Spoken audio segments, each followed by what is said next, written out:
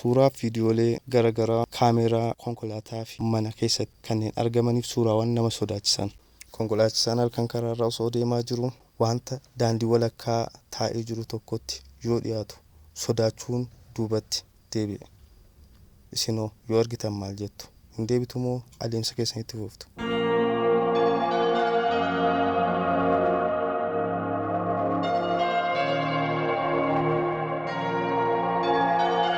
Gammoojjii keessa konkolaachisaan kophaasaa konkolaataa isaa qabatee deemaa jiru wanta nama sodaachisuu fi uffata adii uffatee jiru tokko arga. Eeyyeen hangam akka nama rifachiisu eenyuufuu gaafii.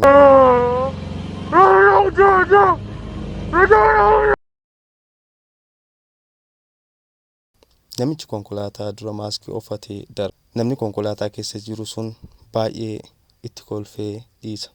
Karaa balbalaa dhaqee bilbila isheef qarshii isheen qabdu harkaa fudhatee deema.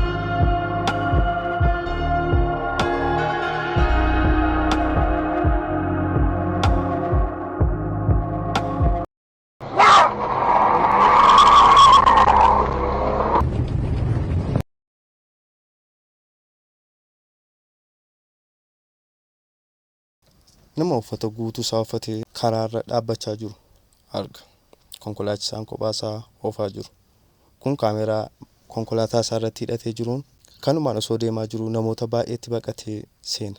Gara gamaa irratti immoo ifa addaa fi namicha maaskii uffatee jiruuf mallattoo addaa nama sodaachisu qabu tokko arga. Manni argaa jirtan kun kan abbaa qabeenyummaa isaa nama maatii lama ta'aniif murtaa'edha. Eeyyeen mana kana keessatti garuu wanti addaa fi kan argame hin beekne taateen addaaf ajaa'ibsiisaa uumamni adda akka achi keessa jiru itti mul'ata. Namoonni gariin seexana yoo jedhan isaan garuu waan jedhan adda baafatanii waan hin beekneef sodaaf mana sodaachisaa ta'uu isaatiin dhiisanii ba'anii deeman.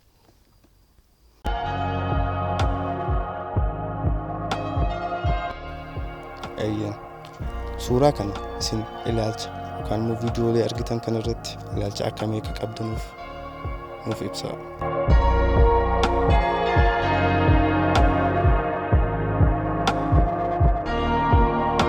GPS irraa maappii yookaan immoo kaartaa tokko ilaalamu gaafa zoom godhame yookaan immoo bal'ifamee harkaan bal'ifamee deemee mallattoo addaatu keessaa mul'ata. Maali jedhamee yoo babal'isamee ilaalamee jedheedu waan addaa fi ajaa'ibaa argu. Taateen kun gammoojjii keessatti akkasumas qarqara galaanaa tokkotti osoo GPS achi ol butanii ilaalanuu wanta ajaa'ibaaf nama dinqu tokkotu mul'ata. Taateen kun halkanidha. Garuu halkan GPS irraa iddoon sun kan ifudha. Gaafa itti butamee ilaalamee jedhee wanti sun aliens yookaan immoo UFO isa jennu sana ta'a jedhamee shakkii uumeera.